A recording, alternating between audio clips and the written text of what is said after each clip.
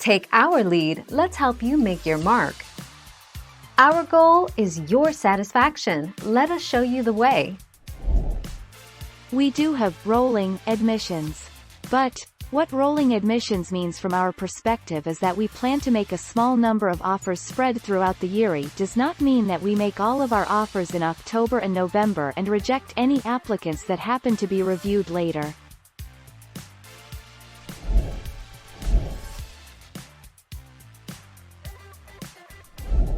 Let's help you make your mark. Part of the esteemed University of California system, UC San Diego is located in the La Jolla neighborhood and home to 130 undergraduate majors.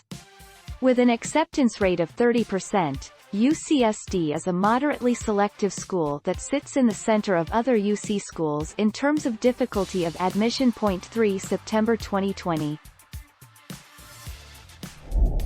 Thank you for watching. Please subscribe and hit the bell notification.